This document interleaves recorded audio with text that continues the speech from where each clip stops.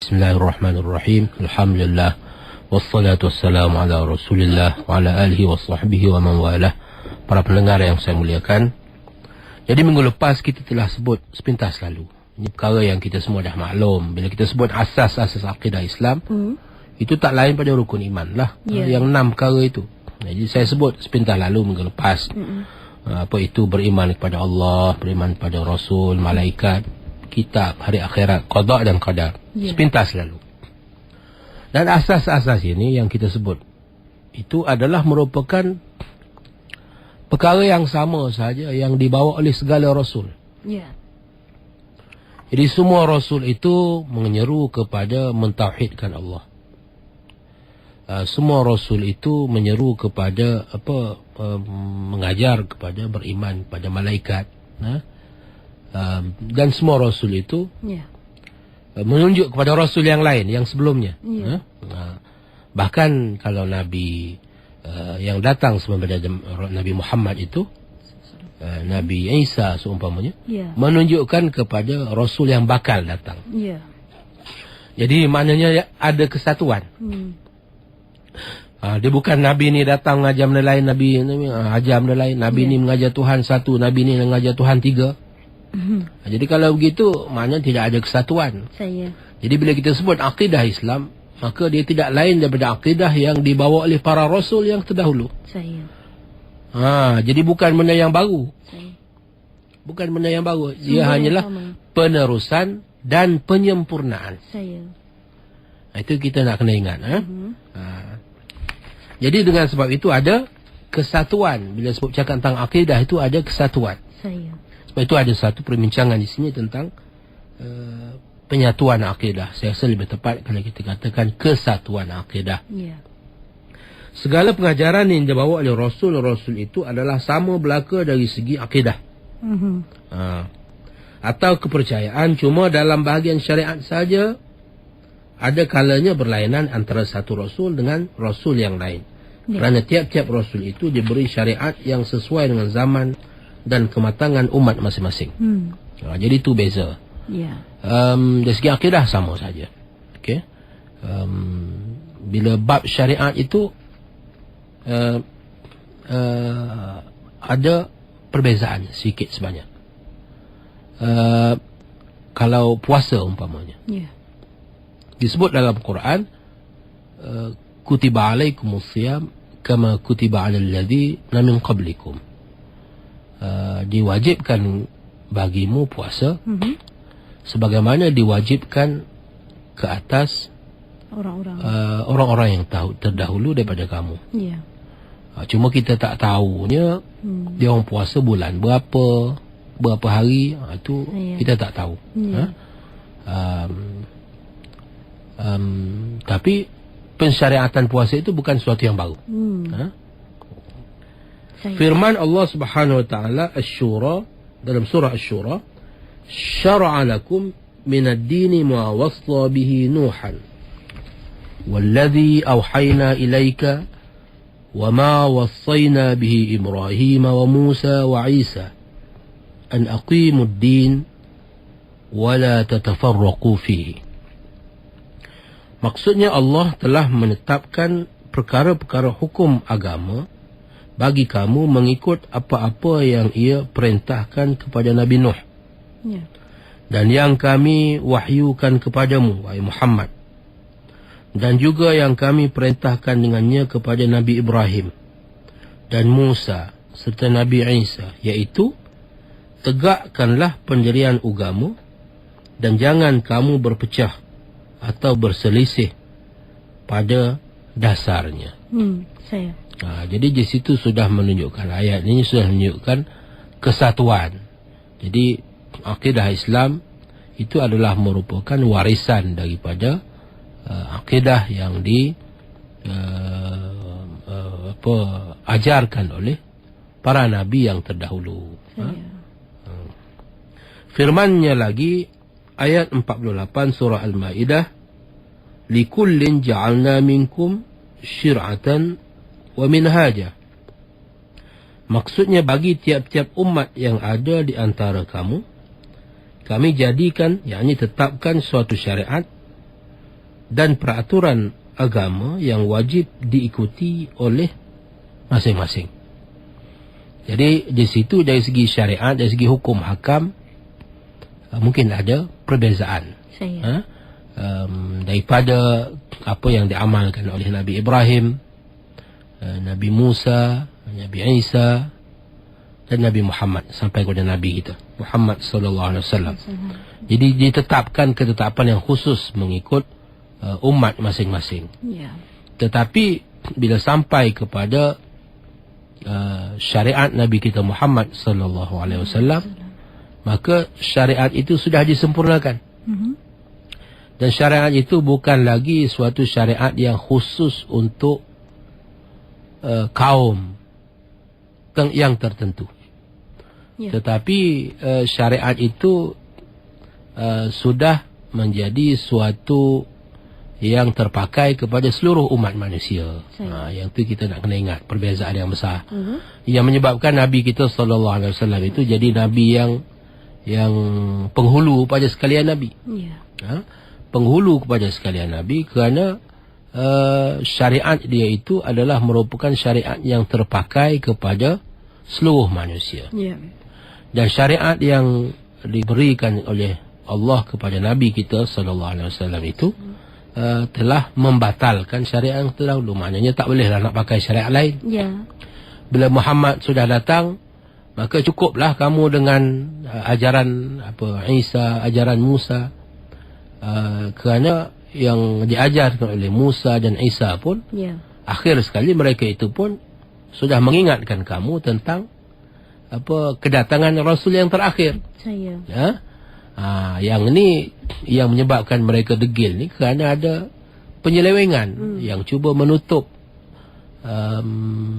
hakikat sebenar tentang janji Allah Subhanahu Wa Taala untuk mengutuskan Rasul yang terakhir. Ini sudah dikhabarkan di dalam kitab-kitab yang terdahulu. Dengan sebab itu kita semua maklum tentang peringatan para pendeta Kristian kepada Nabi, kepada bapa saudara Nabi. Bila Nabi sallallahu alaihi wasallam pergi ke Syam pada masa kecil, kerana di situ sudah terlihat tanda-tanda kenabiannya itu. Jadi macam mana dia orang boleh tahu tanda-tanda kenabian? Maknanya kerana perkhabaran tentang perkara itu sudah maklum. Sememangnya mereka itu ternanti-nanti, tertunggu-tunggu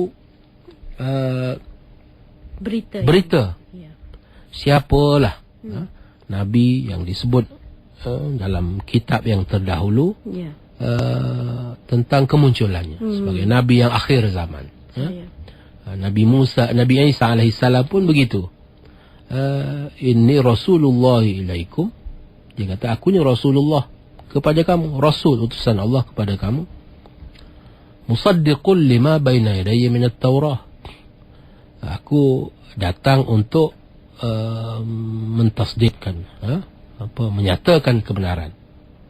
Ajaran yang sebelum ini yang dibawa oleh Nabi Musa alaihissalam.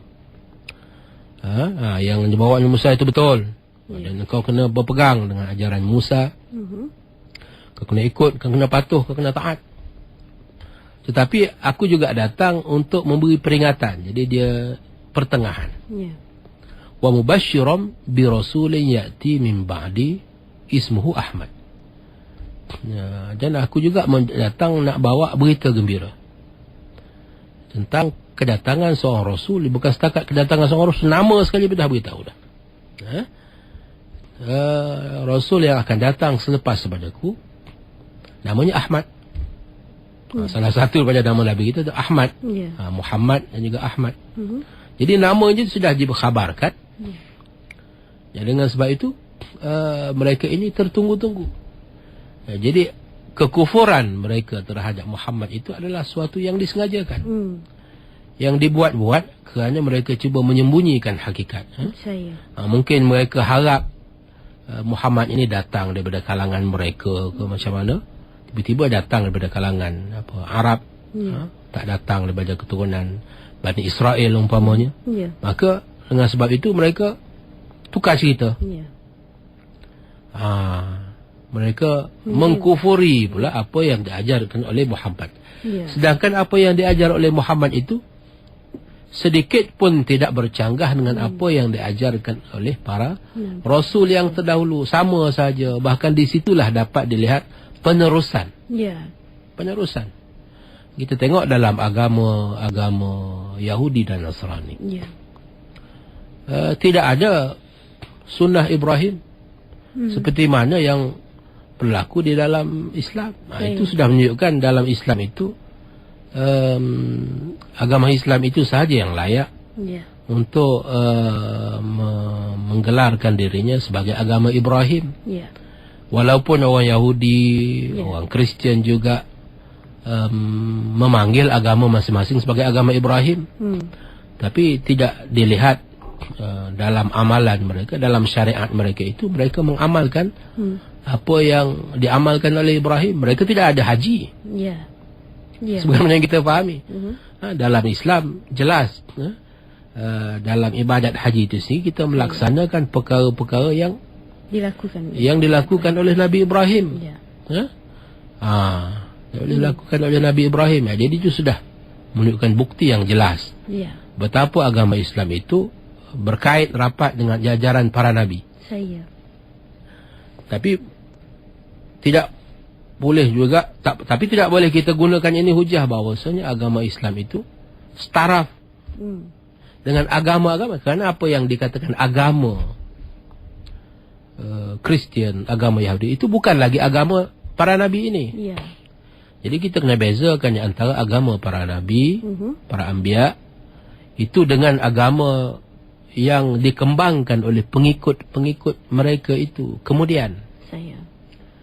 Itu jangan kita kelirukan sehingga kita meletakkan, kita mudah terpedaya dengan seruan-seruan golongan pluralis yang secara sewenang-wenangnya telah menyamakan agama Islam dengan agama-agama lain, sehingga akhir sekali umat Islam itu sendiri menjadi keliru.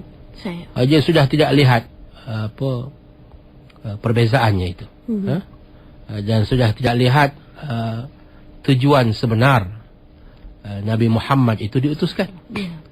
Kita jangan lupa tujuan Nabi Muhammad itu diutuskan untuk menyempurnakan yang tidak sempurna, dan untuk memperbetulkan penyelewengan.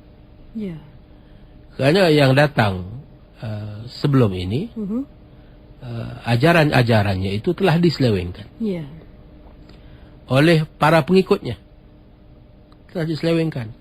Dengan sebab itu bila kita bercakap tentang syahadah itu, kita di akhirat nanti disebutkan dalam satu hadis bahawa kita juga akan menjadi saksi terhadap kebenaran Rasul yang terdahulu. Kerana umat mereka itu telah begitu jauh menyelewengkan ajaran mereka, sehingga apabila ditanyakan di akhirat nanti, disebut dalam hadis sahih, adakah kamu telah menyampaikan? Bila timbul perbicaraan di akhirat nanti, akan timbul perbicaraan, adakah kamu telah menyampaikan? Dipanggil Nabi Nuh, dipanggil Nabi-Nabi yang lain, ajaran yang sepatutnya kamu sampaikan kepada mereka, sampai mereka menjadi macam ni. Rasul menjawab, ya, kami telah sampaikan. Bila ditanya kepada para pengikut, mereka tetap dia berbohong sampai ke akhirat. Tidak. Lalu dipanggil umat Muhammad. Lalu dipanggil umat Muhammad untuk memberi saksi. Sebab itu disebut dalam ayat sayaqulu sufaha itu, yang dikatakan wa kadzalika ja'alnakum ummatan wasata. Dan sebab itu demikian juga kami jadikan kamu umat pertengahan. Ummatan wasata, apa maksud ummatan wasata? Pertengah, yang menjadi saksi, yang adil. Litakunu syuhada'a 'alan nas. Kerana kamu semua ini akan jadi saksi terhadap manusia keseluruhannya. Saksi macam mana? Ya. Yang ini dihuraikan dalam hadis itu. Saksi bahawasanya para nabi yang terdahulu telah sampaikan. Lalu ditanya, macam mana kamu boleh jadi saksi bahawasanya mereka itu telah sampaikan? Ya. Kerana itulah yang dikhabarkan kepada kami oleh Nabi yang terakhir, yakni Muhammad sallallahu alaihi wasallam. Itu. Jadi Nabi yang terakhir sudah khabarkan, Nabi dulu dah sampaikan. Jadi apa yang ada ni macam mana? Apa yang ada ini kerana mereka telah menyeleweng. Kerana mereka telah meminda-minda apa yang diajarkan oleh Rasul yang terdahulu. Oleh kerana mereka telah meminda-minda, maka telah jadi rosak akidah. Telah jadi rosak syariat agama itu.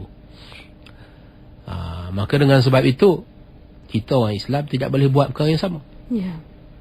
Kita orang Islam kena mengambil pengajaran daripada apa yang telah dilakukan oleh umat-umat yang terdahulu terhadap agama mereka. Jadi kita tak boleh nak buat perkara yang sama.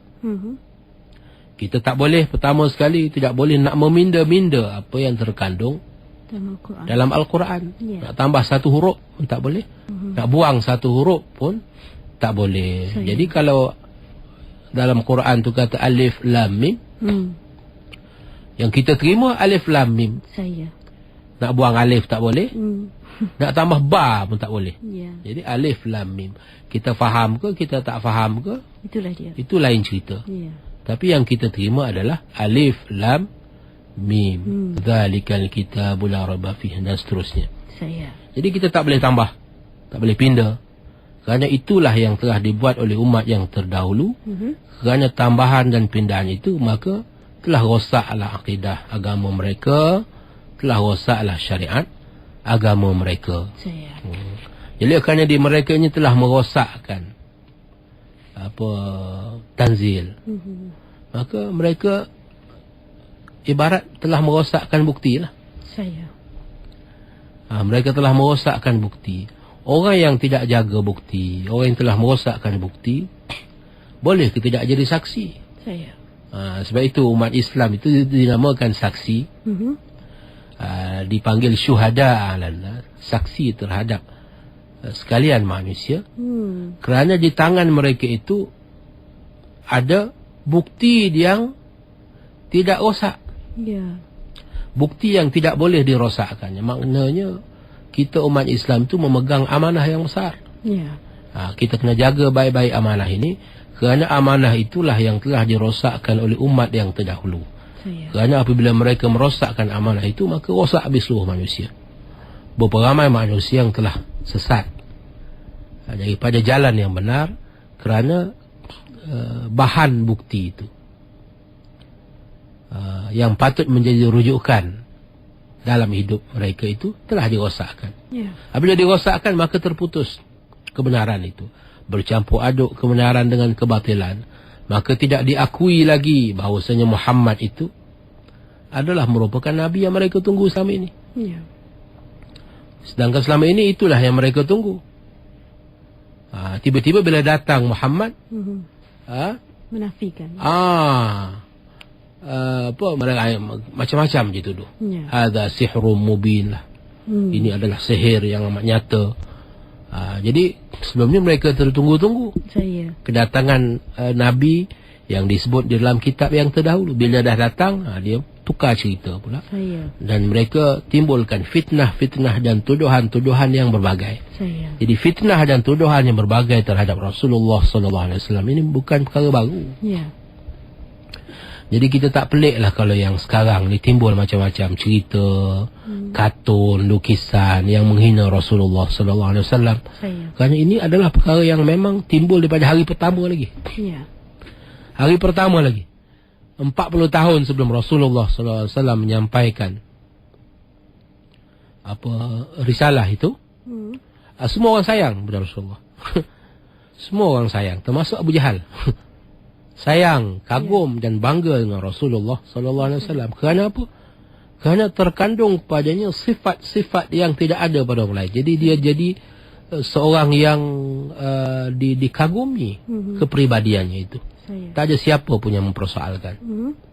Apabila sahaja dia menjelaskan perbezaan antara kebenaran dan kebatilan. Bila dia mengakui bahawasanya dia adalah Rasul yang ditunggu selama ini oleh seluruh umat manusia. Pada masa itu, segala macam bentuk tuduhan dan tohmahan dilemparkan kepada baginda sallallahu alaihi wasallam. Jadi ini penting untuk kita memahami, dalam terkandung dalam rukun-rukun iman itu adalah kefahaman kita tentang perkara-perkara ini. Kefahaman kita tentang sejarah, kefahaman kita tentang bukan saja sejarah agama kita, kan, bahkan sejarah agama-agama yang lain.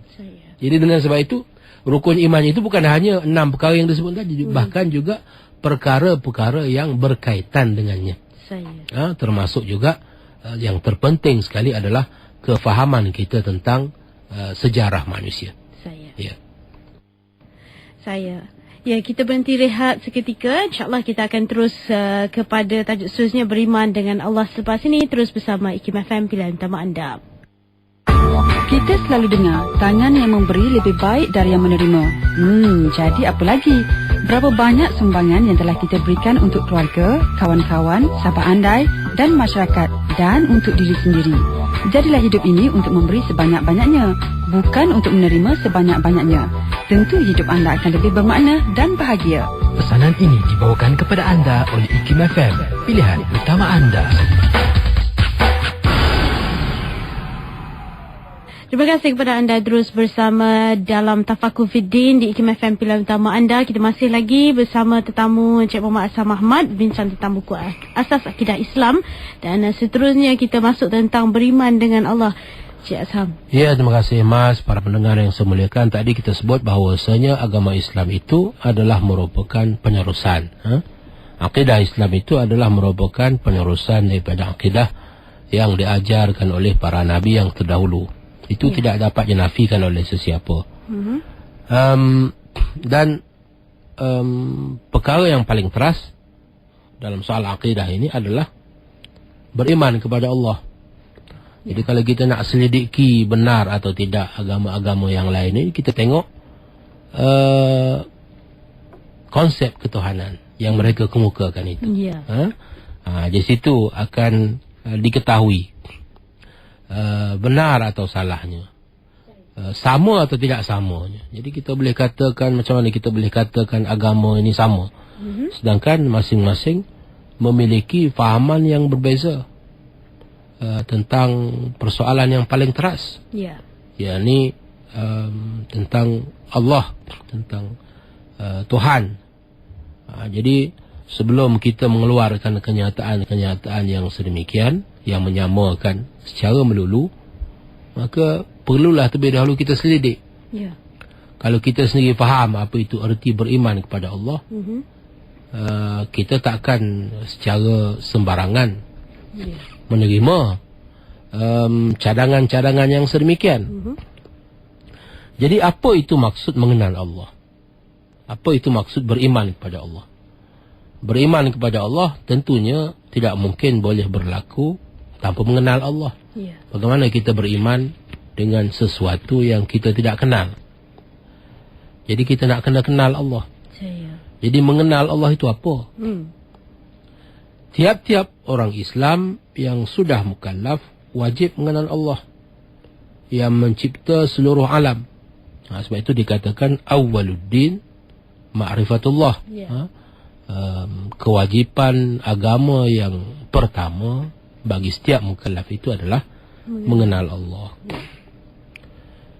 Dan cara mengenalkan Allah itu tidaklah dengan melalui panca indera yang ada kepada kita ini seperti mata, telinga dan sebagainya. Takkan kita nak kenal Allah, nak kena tengok dengan mata, nak dengar dengan telinga. Kalau macam tu, kita salah faham. Kita sudah samakan mengenal Allah Ta'ala itu dengan mengenal benda-benda. Kalau benda bolehlah kita kenal dengan penglihatan, dengan pendengaran, benda yang boleh didengar, benda yang boleh dilihat. Dan tidak pula dikaji melalui akal fikiran semata-mata. Akal boleh membantu kita, tetapi akal semata-mata ada batasan-batasan yang tidak boleh dilangkaui oleh akal. Kerana Allah Ta'ala itu adalah suatu zat yang tidak termasuk dalam lingkungan benda-benda yang ada dalam alam ini. Jadi akal kita, panca indera kita itu hanya mampu menanggapi benda-benda yang kita boleh biasa dengan dalam alam ini. Allah Ta'ala, sedangkan Allah Ta'ala itu laisa kamitslihi syai'. Allah Ta'ala itu tidak sama dengan segala benda yang kita tanggap dengan panca indera, benda yang kita tanggap dengan akal. Itu pun bergantung banyak kepada maklumat yang diberikan oleh panca indera. Firman Allah Subhanahu wa Ta'ala dalam surah Al-Baqarah, wa idh qultum ya Musa lan nu'mina laka hatta narallaha jahrah fa'akhadhatkumus sa'iqatu wa antum tanzurun. Maksudnya, dan ingatlah ketika kamu berkata, wahai Musa, kami tidak akan beriman sehingga kami melihat Allah dengan nyata. Lantaran itulah kamu disambar petir sedangkan kamu menyaksikannya. Ini amaran. Ini kaum yang degil, kaum Nabi Musa yang degil.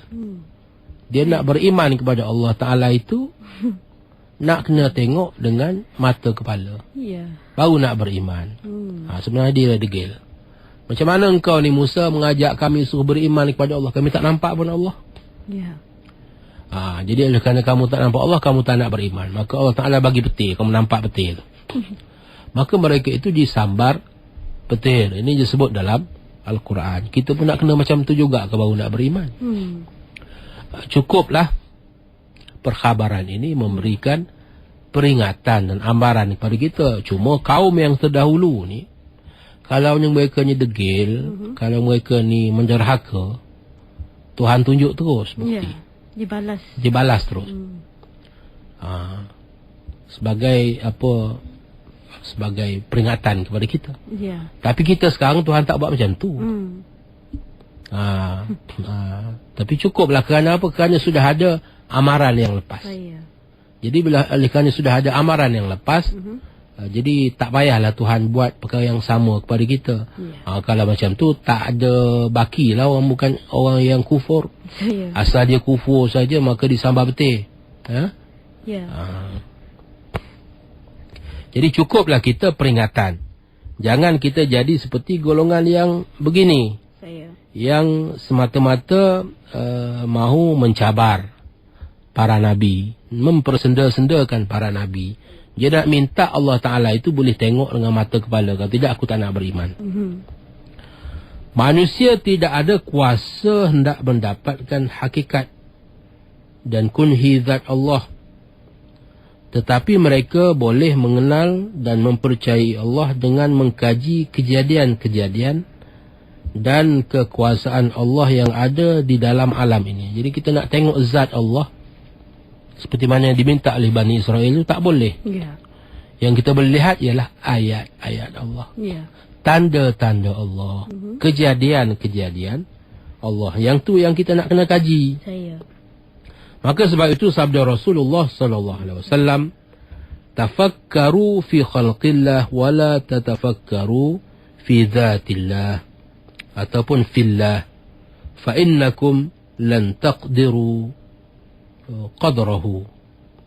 Maksudnya, berfikirlah kamu tentang kejadian Allah dan janganlah kamu berfikir tentang zat Allah, kerana kamu tidak sekali-kali berkuasa mencapai akan darjat ketuhanannya.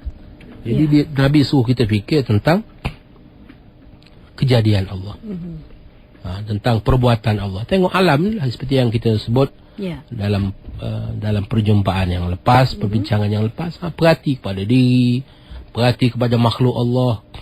Jangan kita nak fikir Allah Ta'ala ini rupanya macam mana, tinggi rendahnya. Yang itu, sifat-sifat itu adalah sifat-sifat yang hanya ada kepada makhluk.